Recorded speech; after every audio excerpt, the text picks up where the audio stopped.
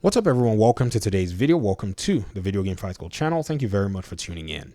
The question about third-party publishing continues to, in a sense, be evaded or affirmed depending on what company is being pointed at. If Xbox is being pointed at, then it is definitive that they are a third-party publisher. When it's PlayStation, in the minds of some other people, third-party publishing is nowhere to be found. I think this standard is a very wild one because it doesn't really show objectivity. Rather, what it shows is a clear bias from people who think that being a third-party publisher is a bad thing. And they've backed themselves into a corner because for the longest time, they made fun of Microsoft's Xbox and the third-party publishing incentives that it engaged in and said it was a bad thing. Now that the reality is dawning on them, they seem to want to shift the goalpost, but it seems the goalpost is nowhere to be shifted to. Let's define third-party publishing. In my own opinion, and I think many will share this opinion, if you're publishing your own material on a platform that is not yours, then you are a third-party publisher. That's the very simple fact. In fact, let's go ahead and let's look at some examples as to where we can find third-party publishers. Number one, we can find third-party publishers in Xbox.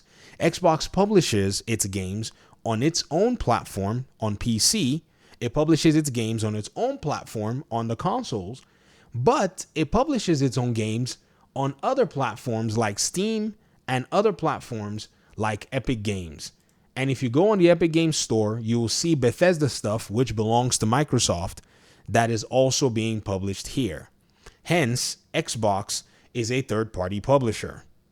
Xbox also publishes its games on Nintendo, basically the Minecraft game, and also publishes its games on PlayStation. Some of them it acquired while they still had an ongoing agreement, so by default they stay on the platform, and some it continues to keep the agreement. So Xbox is a third-party publisher simply because they meet that criteria of a company that publishes on a platform that is not their own. It's a very simple equation. There is no doubt about it. There's no two ways about it. So if you look at the PlayStation console, you look at the Xbox platform, you look at Steam, you look at Epic Games, you look at Good Old Games, you'll realize that there are many companies who actually engage in this. It's not a problem for them. They basically, are happy to have their games be published on other platforms that are not theirs because they want to be able to gain sales. In some cases, some companies do not even bother with a platform of their own. You'll be wondering, how do you mean? Well, take for instance, a comparison that we can do here between Warner Brothers and a comparison that we can also do with, say, Ubisoft, right? Those are two publishers that actually make their own games.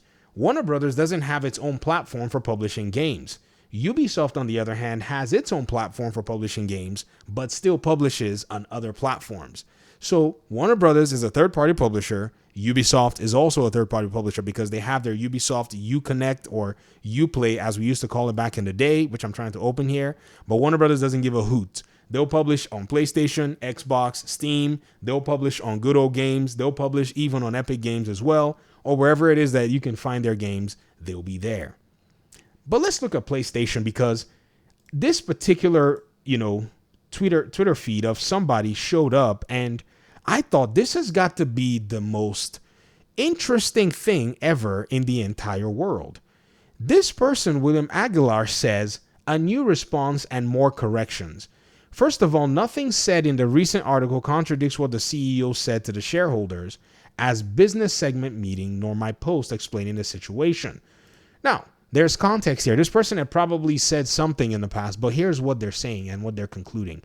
PlayStation is not third party, and PlayStation is not going third party. First of all, before we even bother, because we're not going to read all this stuff, this is a whole bunch of nonsense. All we need to do is look and see if PlayStation meets the criteria of publishing its games on other platforms, and then see if we can qualify PlayStation publishing its games on other platform as third party, just as we did with the other publishers on other platforms. All right, so let's go ahead and use that same litmus test because it's the best one that we can use. So the question is, where can we find PlayStation games? Well, you can find them on Steam, like the Spider-Man Miles Morales and the Spider-Man Remastered game. You can find them on Steam, like the Horizon game, Horizon Forbidden West and Horizon Zero Dawn. You can find them on Steam, like God of War, basically, and Ragnarok coming to Steam very soon. You can also find these PlayStation games on places like Epic Games Store. These are two different platforms that you can find PlayStation games outside of the PlayStation ecosystem. You can find Ghost of Tsushima on the Epic Games Store. You can find the God of War game on the Epic Games Store. You can find Uncharted on the Epic Games Store. You can find a lot of these PlayStation IPs. Hence, PlayStation meets the criteria of being a third-party publisher. We don't even need to bother with a Nintendo game that they just published. Whether it's a Lego game or not, I don't care about Nintendo. PlayStation meets the criteria of a third-party publisher based on the same standards that we have used for everybody else, including Ubisoft, who owns their own platform, and Warner Brothers, who doesn't own a platform for themselves. Very simple. But if we read this particular tweet, to be clear, PlayStation will not put their mainline tentpole games like Horizon Forbidden West on Switch or the upcoming Switch 2. PlayStation may put Lego, Hot Wheels, Barbie, Teenage Mutant Ninja Turtles, Funko Pop, Chibi spin-off licensed games on Switch, just like Nintendo put Super Mario Run on mobile phones. PlayStation will not put Horizon Forbidden West on the Switch 2. It's just like Nintendo will not put Super Mario Odyssey on mobile phones. My dude, Nintendo already has its own games that it publishes on mobile. Nintendo is a third-party publisher. Did you not know? Look at this. You see, I didn't want to talk about Nintendo at first until that person said something. But many of you don't know, or maybe some of you know, that Nintendo actually has games that are on mobile. Oh, yes. Nintendo basically delivered, they developed Nintendo games on mobile. They develop games that are on mobile. It's right here on their own website. Pikmin Bloom, Mario Kart Tour, Animal Crossing, Fire Emblem Heroes, Super Mario Run are games that are available on the Android and the Apple Store. Nintendo is a third-party publisher if we use the exact same criteria that we've used. Even though their third-party publishing is a very small segment, much smaller than PlayStation, by the way, it still meets that criteria. There's no need for us to be running around in circles and for grown men to be doing this nonsense on the internet. Children and young people are going to read this stuff, man. This is embarrassing. Why do we not want to basically just say the truth and call it what it is?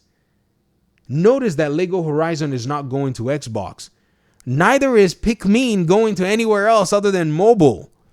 But Nintendo decided not to publish these games solely on the Switch, but rather to also have them be on Apple's, Play Store, which is a gaming platform, and Google Play Store, which also has a gaming platform as well. This is weird.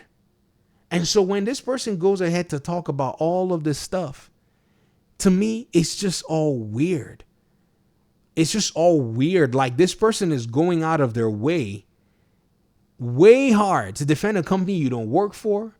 You literally start an Ninja wall of text with PlayStation is not third party. Why are you so triggered that you probably maxed your character limit? For what? To defend a narrative. That's what someone's asking this person here.